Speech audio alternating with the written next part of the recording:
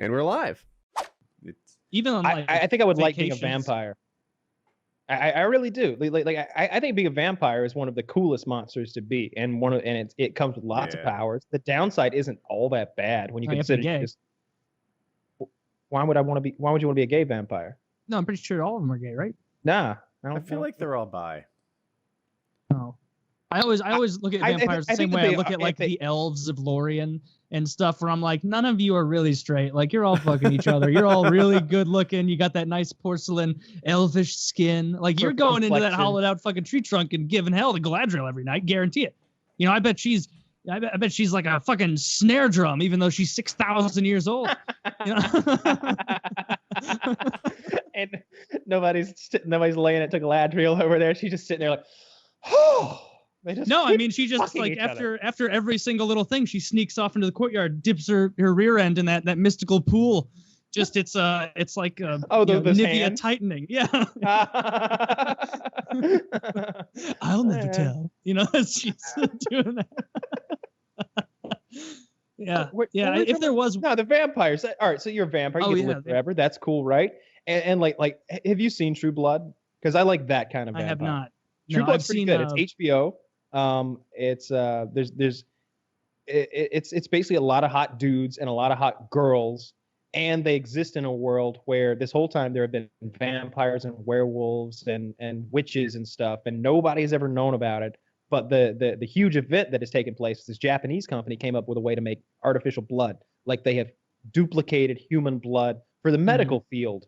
But when the vampire hierarchy that exists with great power, right? Like they have like because they've had like hundreds of years to get shit done, right? And become incredibly wealthy and establish themselves in governments, and they have their own like governments in the United States and across the world. There is a king of Alabama and a king of Louisiana and so on and so forth in the vampire world. So this Japanese company comes up with this artificial blood, and like the vampire hierarchy votes, and they're like, yeah, let's come out of the coffin, and that's what they call it instead of coming out of the I got it. Yeah. So they had millennia to come up with something, and that's what they got. Okay. So they come out of the closet, and of course there are some vampires who see humans as nothing but like vermin and food, and these are the things that persecuted us throughout the millennia. And then others think that they can have like a symbiotic relationship, and then others see humans as equals, and you get to like kind of live in that world and see what that's like. And then one of the main characters is like this old Southern gentleman who like fought in the Civil War and like tried to return home to his family but never made it. He's like this lost soul. And then you got Suki, who's just, you know, Anna Paquin, and she's super hot and she gets topless a lot, and everybody gets topless a lot. Lots of titties, lots of man ass. All of the men in the show are like, I don't know, like perfect specimens because they get them naked constantly. Everybody's always naked. Everybody's always like ripping throats out, and it's a good show. I like it. It's HBO. You know, your fitness would be on point if you had that long to get it under control. You'd think. You know? I didn't bring up. I wait till Woody was gone to bring it up because he would go on and on about that guy who plays Jason Stackhouse and how good his physique is, and he just started talking. Jason Stackhouse. Wait, he'll come back and let's talk about True Blood a little more, and I guarantee he the conversation leads to just how fit the guy who plays Jason Stackhouse is all the time. Oh, his abs, they're just so good. Played by Ryan Quanten. Yeah. Let's see how good of shape this guy's in. Oh, wow, he's 40. Yeah, he's in excellent shape for a 40-year-old. Yeah, well, he wasn't, you know, this show is like probably 10 years, 15 years old now. And the show, he's kind of like the playboy. He's always sleeping around and like fucking all of the like trailer park trash, and then he'll mess up and like fuck a panther woman or something, or get some weird STD that turns him into a monster or something. It's a good show. I like it. Interesting. So you think he'll bring up Ryan Quanten or Absolutely. Whatever his derivation of that name is? Yeah. Oh yeah. Jason. But yeah, being a vampire, especially that kind of vampire, sounds great. Like they've got this like Jedi mind trick they can do where they're like, you want to suck my cock, and the lady just wants to suck his cock, and so they never do that, of course, because that'd be just too rapey, and you couldn't get on board with the vampires after that. But what they will do is be like, you don't remember any of this shit that just happened. Now go, and that'll happen. Now go. That's like if you found someone like in one of those movies like Clock Stoppers. You fucking remember that movie from like 20 years ago? Yeah, Clock Stoppers, like where you could hit it and you'd stop time or something really slow, or like any power that you find where someone can stop time, like similar to this vampire one, even if they say swearing up and down, like, oh no, I'd never use my vampire power to get some sexy girl to blow me right when we meet. Oh no, I've never used my time stopping power to get a big old handful of titties at a gas station or something just on a whim. And it's like, you just know those people have, you know, like you'd have to look at them differently. Like, oh, the first day.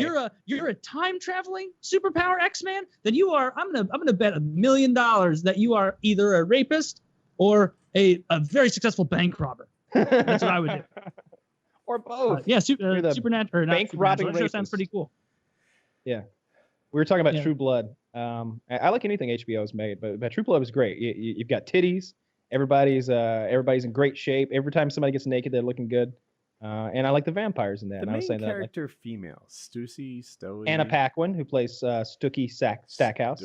Sookie Stackhouse. Sookie. I always thought she was a little chubby. Not at all. She's a little thick. No rolls on that. Like, she gets fully naked, man. She strips down. You know, it's just the shape of her body, but she's definitely not overweight in any way, by any regard. By Hollywood standards, she's Hollywood. I didn't think by chubby. any standards. Really? No. No, this girl's not hot, or not hot. This girl's not fat. Sorry, this girl is not fat at all. She was attractive in that first X-Men movie. She was, yeah. I was wondering if you remember that. Yeah. Yep. I don't like that little gap in her teeth a ton, but otherwise she's smoking. Are you sure her name is Snooki? I'm positive her name is Sookie. Sookie. All right, there's the issue. Yeah, she's the one. You're right. That the one downside is she looks like she flosses with like a wallet chain. Yeah. Ooh, interesting. She's a real cutie. Yeah, I don't think HBO's really made anything I didn't like. I'm trying to think. What's the actress's name? Because Sookie's not coming up with anything. Anna Paquin. ANAPAQUIN, if I'm guessing. Close enough. Let's look. I'm not seeing fat here, but I'm also not seeing like bones. I don't see her ribs well enough. She doesn't look emaciated here. Hot. Here's I like them to look hungry. Here, you tell me. Does that look hot to you? Like, yeah, I like that. yeah, it's pretty great. And you got to keep in mind like the blood in her mouth, but yeah, you got to keep in mind this is in Fairyland, and she just like drank some blood to like rejuvenate herself after dying or something. Yeah, well, I approve. Yeah, it's pretty hot. She's very good looking.